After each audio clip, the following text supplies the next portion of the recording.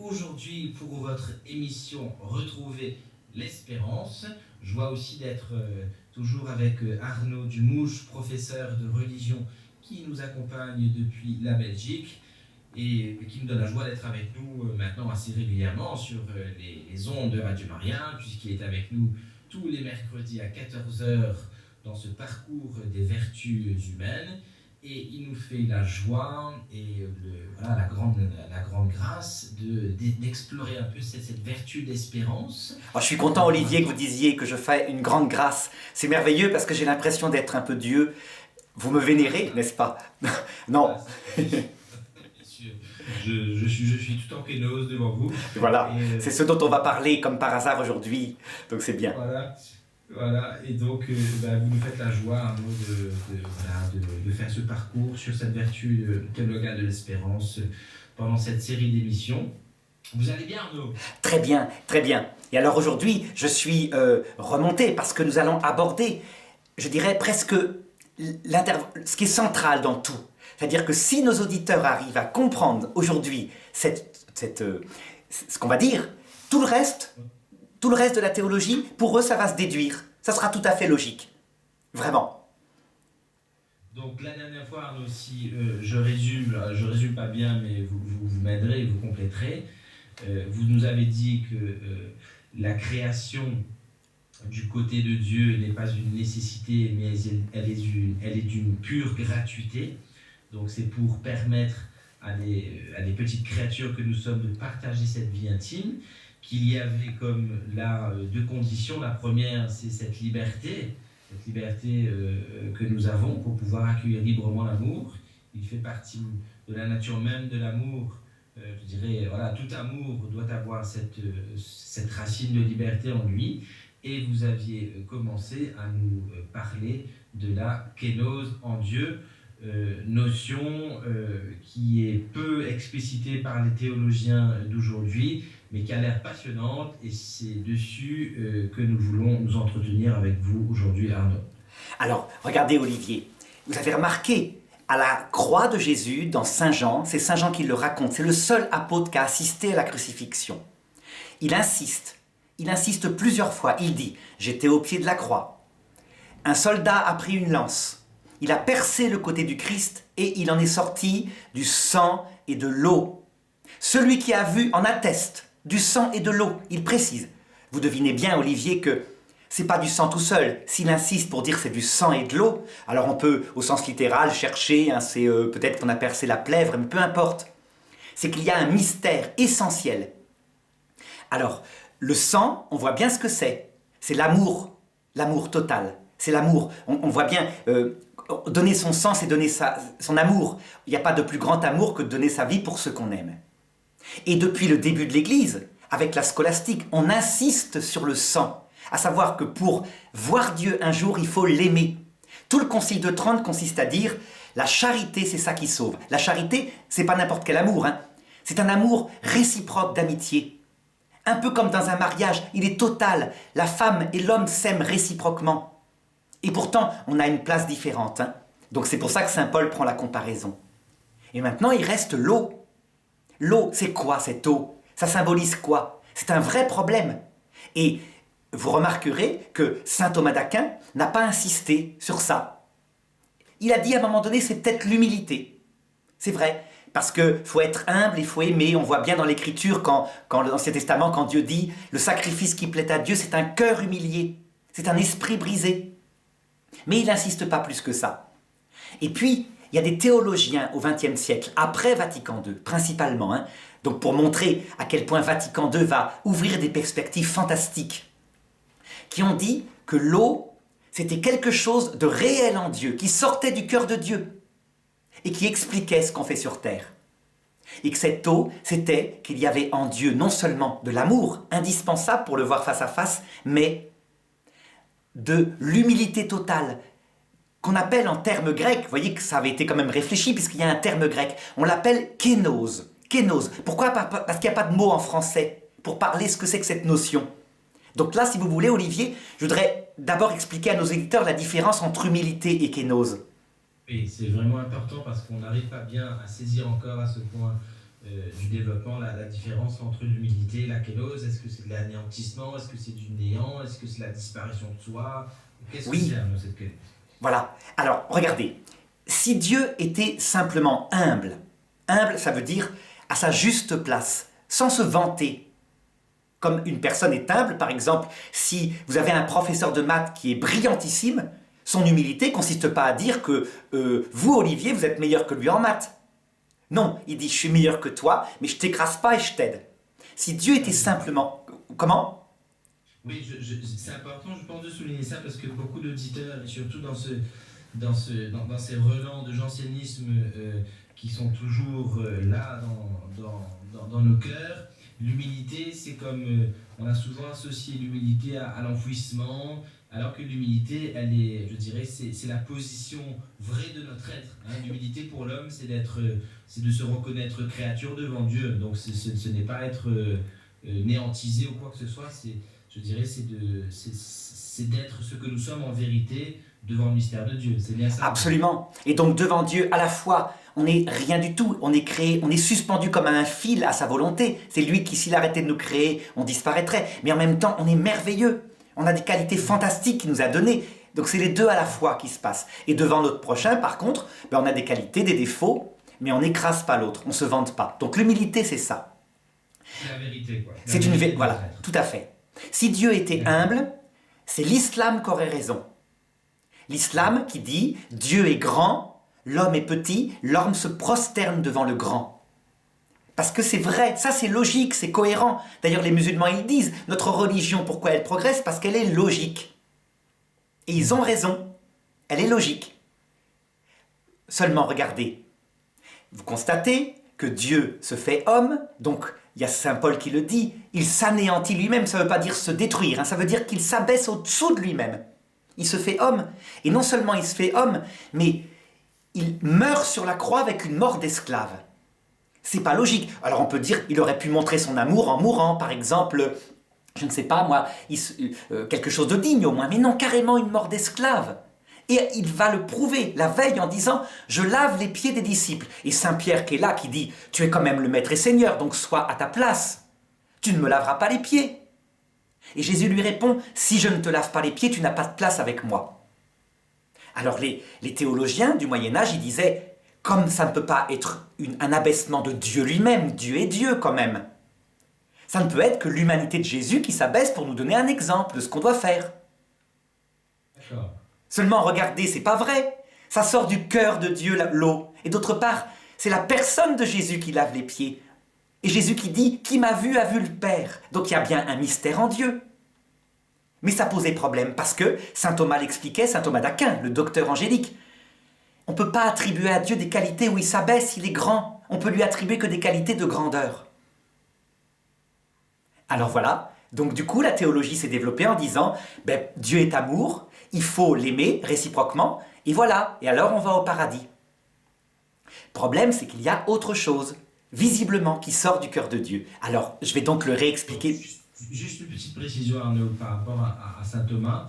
Ce que vous nous dites, c'est que saint Thomas, en attribuant à Dieu que des qualités de grandeur, un Dieu qui s'abaisse et qui s'anéantit, pour saint Thomas, c'est un Dieu qui est infiniment humble. Il souligne là, il comprendrait, c'est une question parce que je n'ai pas lu ça, il comprendrait l'abaissement de Dieu, l'anéantissement paulinien, comme une humilité infinie de la part de Dieu, mais non pas une kénose. C'est ça ou pas?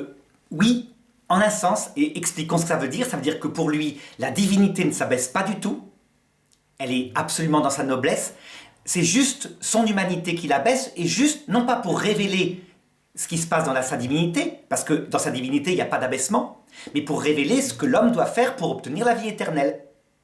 Donc il répond à la question en distinguant la divinité et l'humanité dans le Verbe, et c'est l'humanité du Verbe, finalement, qui s'abaisse. Voilà, mais qui ne révèle rien de la divinité, parce qu'on ne peut pas attribuer de l'abaissement en Dieu. Eh bien, les théologiens actuels, ils ont trouvé la solution, je crois. Ils ont trouvé la solution, c'est-à-dire en acceptant tout ce que dit saint Thomas qui est vrai, mais en montrant qu'en même temps, en Dieu, il y a véritablement un mystère de kénose, d'abaissement intra-trinitaire. qui explique pourquoi ça révèle, quand on voit Jésus crucifié, on comprend le Père, quoi. Alors je vais vous le redonner, vous allez voir, on l'avait donné un petit peu, on l'avait esquissé la dernière fois, mais là vraiment, je compte sur vous pour pousser de tous les côtés, vous voyez, trouver des hérésies éventuellement, parce que ça vaut le coup. Donc, reprenons la Trinité. La Trinité qui donc va expliquer pourquoi on est créé, hein. C'est important de continuer. La Trinité, c'est donc Dieu qui passe son éternité à se contempler lui-même. Il se connaît parfaitement et donc sa propre connaissance de lui-même, qu'on appelle en latin verbum, en français le verbe, est exactement semblable à lui-même. Donc on a Dieu face à Dieu et ils sont identiques en nature, en qualité. C'est la même divinité, c'est un seul Dieu. Ça, c'est vraiment la dogmatique des conciles tout au long de l'histoire, hein, concile de Nicée, concile d'Éphèse, etc. Petite parenthèse, Arnaud, cette définition de la Trinité, c'est-à-dire verbum, là, elle vient d'un père de l'Église en particulier ou pas? C'est Augustin ou c'est quelqu'un d'autre précisément qui a mis ça de manière un peu forte en lumière ou pas nécessairement? Alors, elle vient d'abord de l'Évangile, texto, début de l'Évangile selon saint Jean. Au commencement était le Verbe, et le Verbe était Dieu, et le Verbe était avec Dieu, et le Verbe s'est fait chair. Donc on voit bien, saint Jean précise, le Verbe est Dieu, et il est comme au commencement face à Dieu. Après, il a fallu formaliser tout ça. Donc il y a des grands théologiens qui l'ont fait. Ce sont tous les premiers docteurs de l'Église qui ont parlé de la Trinité.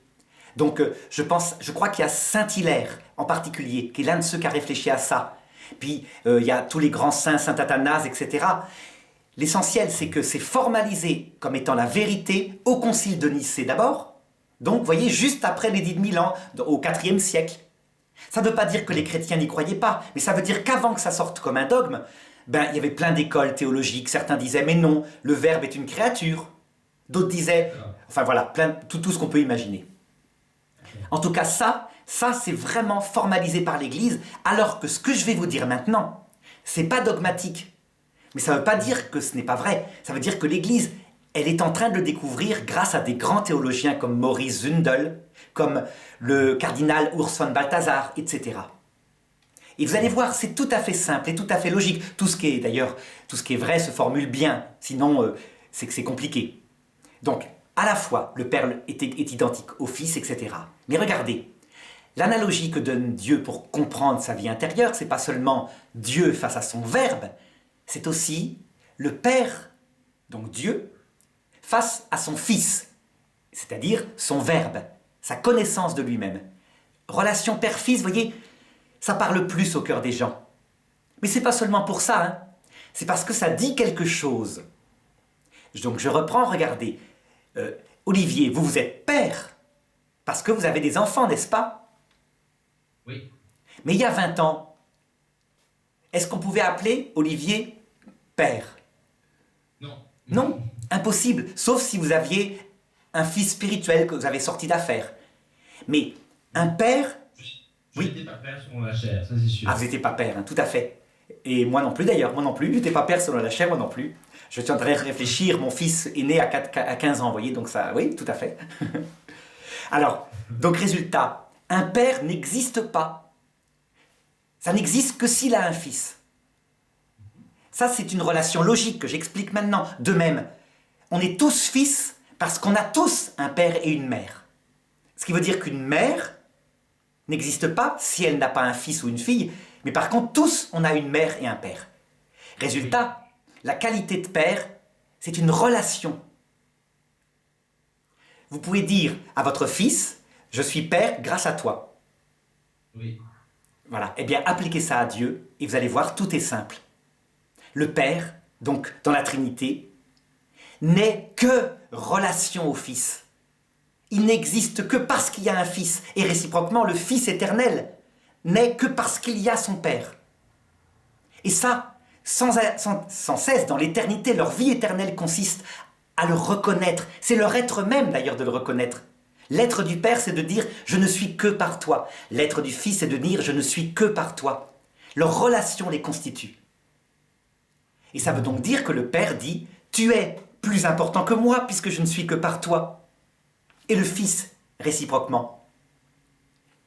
Résultat, vous voyez, il y a un abaissement de chacun devant l'autre, alors qu'en fait, comme dit saint Thomas, ils sont exactement identiques. Donc l'humilité, ça consisterait à dire « Tu es exactement identique à moi », et le Fils dirait au Père « Je suis exactement identique à toi ». Ça, c'est humble.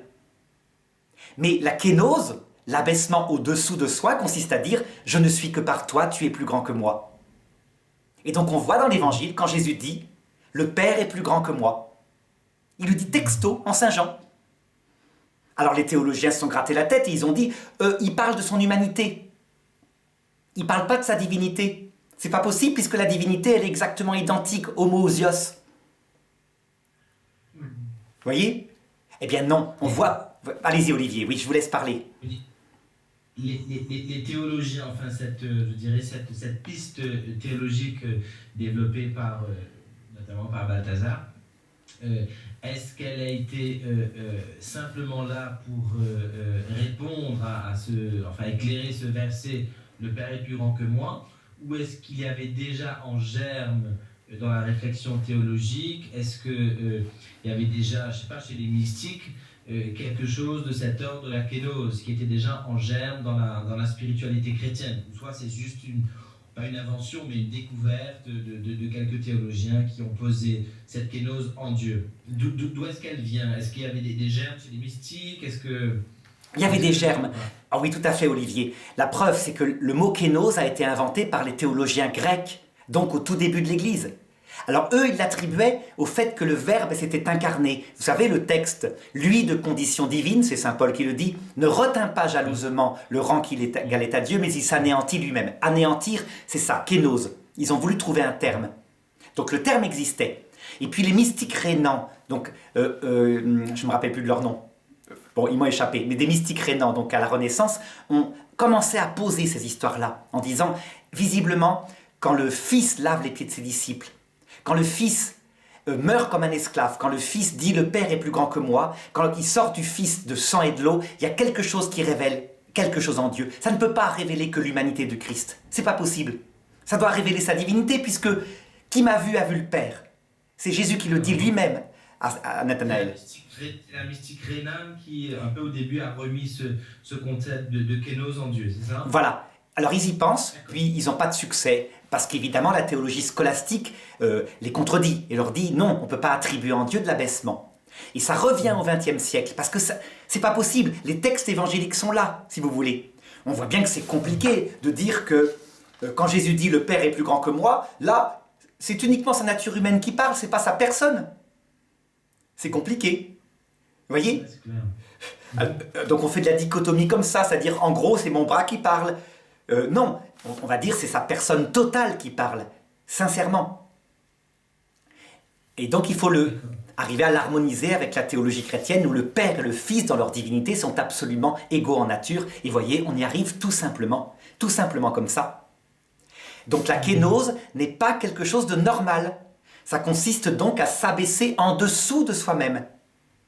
Et vous avez eu raison de remarquer que si on le fait nous-mêmes, ça s'appelle de l'esclavage. On s'abaisse, on se réduit à rien. C'est pas normal, on n'a pas à le faire. Donc ça ne nous appartient pas de le faire. C'est clair. C'est pour ça que Jésus répond aux disciples, personne ne peut être sauvé, mais Dieu le peut. Alors maintenant, regardez Olivier.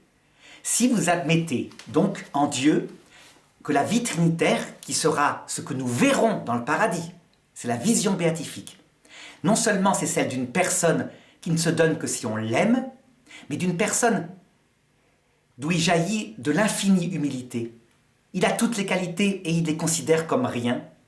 Alors vous comprenez le problème, le fameux os dans le fromage dont je parlais tout à l'heure. Ça veut dire que si nous arrivons dans la vision béatifique et que nous sommes normalement, humainement, fiers de nos qualités, ce qui est normal, en disant par exemple j'ai tel défaut mais j'ai telle qualité, donc on arrive simplement humble, eh bien on ne supporterait pas la vision béatifique, on ne supporterait pas, ça serait trop fort. Et donc voyez pourquoi ce mystère de kénose, il va éclairer ce qu'on fait sur terre.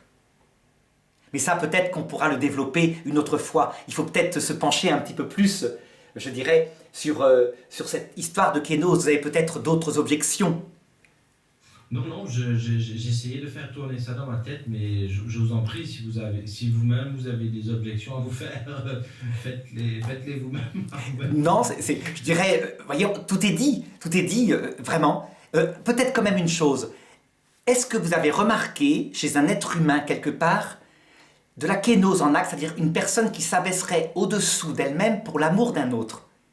À part dans Jésus. Jésus, on l'a vu faire, hein, et puis dans certains saints qui l'ont imité. Je pense par exemple, je crois que j'avais raconté une fois l'histoire de Sainte Marine, où c'est tout à fait net. Sainte Marine qui applique la kénose, qui le fait vraiment. Je peux peut-être le raconter pour illustrer ça, pour voir. Allez-y, oui. Alors, Sainte Marine, c'est une petite fille qui rentre au monastère avec son père, qui a perdu sa femme. Seulement, évidemment, dans le monastère, ça se situe dans l'église grecque, vous voyez, en Orient. On n'accepte que les hommes. On accepte les enfants, mais les garçons. Et donc le père qui veut absolument rentrer au monastère dit à sa petite fille, Marine, de se déguiser en garçon et de toujours dire qu'elle est un garçon, de ne jamais, jamais révéler qu'elle est une fille. Et elle, évidemment, elle rentre au monastère, la vocation naît en elle, et elle veut y rester. Donc elle grandit, son père meurt, elle devient moine, elle porte l'habit et elle fait ses vœux. Et on lui fait tellement confiance parce que c'est une personne extrêmement douce, serviable, qu'on lui donne les courses à faire. Et voilà qu'à un moment donné, alors qu'elle fait les courses partout chez les commerçants du coin, il y a un grand scandale qui arrive, il y a une fille d'un commerçant qui se retrouve enceinte. Et cette fille est interrogée férocement, et elle dit « c'est le moine Marin, c'est Marin qui m'a mis enceinte ». Et donc, évidemment, le scandale va jusqu'au monastère, le père abbé emprisonne Marin, le questionne, et lui ne répond rien, se défend pas. Il pourrait facilement se défendre, hein, mais il ne répond rien. Et donc, comme il fait silence, ça veut dire qu'il est coupable, et donc, résultat, on le chasse du monastère. Il s'installe, parce qu'il ne sait pas quoi faire de sa vie, sous un escalier à l'extérieur du monastère, et il va vivre là quelques années avant de mourir de misère. Quand la jeune femme qui a accusé Marin accouche, le bébé, elle le sèvre, et il lui est enlevé, il est confié à Marin, sous son escalier, et donc il va l'élever. Au bout de quelque temps, on a pitié de lui, on accueille le petit enfant qui est un garçon dans le monastère, et Marin va mourir comme ça. Quand on le retrouve mort un matin, on a pitié aussi, on décide de faire sa toilette mortuaire et de l'enterrer, et évidemment, en faisant sa toilette mortuaire, on découvre que c'était une femme. Grand scandale dans le monastère, grand cri. Ça peut pas être lui le violeur, vous imaginez. Mais surtout, grand bouleversement. Il ne s'est pas défendu, elle ne s'est pas défendue. Elle s'est laissée mourir, elle n'a rien dit. Voyez, ça c'est un exemple de kénose. D'abaissement en dessous de soi-même. Ce qui serait juste, ce qui serait humble, c'est qu'elle dise « Je suis une femme, je ne peux pas l'avoir violée ». Ou alors qu'elle dise simplement « Je ne l'ai pas violée, je le jure ». Mais elle ne s'est même pas défendue. Du coup, la foule a voulu se retourner, évidemment, contre la pauvre femme qui l'avait accusée. Mais le père abbé a dit, écoutez, on a fait assez de bêtises. On a accusé un innocent, vous croyez que Marin qui a protégé cette jeune femme voudrait qu'on s'en prenne à elle maintenant? Et donc elle a été protégée. C'est un exemple de kénose, voilà, que peut faire l'homme. Eh bien, Olivier, regardez, de la kénose, on n'en voit quasiment jamais, sauf, parfois, les mamans avec leurs enfants. Là, on constate parfois. C'est-à-dire une maman qui, son enfant est condamné, je ne sais pas quoi, et qui est présente. Et sa vie compte moins que son enfant. Et elle s'abaisse au-dessous pour qu'il vive. Oui. D'accord. En tout cas, c'est très clair, vos explications. Alors Arnaud, peut-être, parce qu'on arrive déjà à la fin de l'émission, est-ce que vous avez quelques références à nous donner chez l'abbé Zindel ou chez le père Balthazar, où nous pourrions, peut-être pour les auditeurs qui voudraient creuser davantage cette passionnante question de la kénose en Dieu, est-ce que vous avez des références de mémoire là en tête, Arnaud, que vous pouvez... Alors, Olivier, c'est compliqué. Un passage. C'est compliqué parce qu'en fait, ils le distillent dans leur œuvre. Ils font pas de livre explicite. Il n'y a pas de livre qui s'appellerait La kénose dans la Trinité. Il n'y en a pas. C'est pas comme ça. C'est quelque chose qui sort, et surtout, vous allez voir, on le verra à la prochaine rencontre, hein, qui permet d'expliquer pourquoi on est sur Terre, et pourquoi. Vous savez, il y a une objection quand on voit le Christ à l'heure de la mort. Soit on le rejette de tout son cœur, soit on l'aime de tout son cœur, on le verra. Si on l'aime de tout son cœur, l'amour est total. Donc comment expliquer qu'il y a un purgatoire encore après ce jugement dernier, alors que les âmes du purgatoire l'aiment de tout leur cœur. Eh bien, vous verrez que ça se déduit de là, c'est qu'il ne suffit pas d'aimer. Il faut, pour voir Dieu, un cœur brisé, un esprit humilié, sinon on ne peut pas supporter. C'est ce qu'on expliquera la prochaine fois. Donc, humilité totale, amour, voilà les deux qualités qui sont le principe, c'est l'eau et le sang et l'eau, quoi, qui sont le principe de la théologie catholique. D'accord, d'accord. Et écoutez, en tout cas, c'était très clair. Merci pour ces lumières, Arnaud, que vous nous avez données aujourd'hui.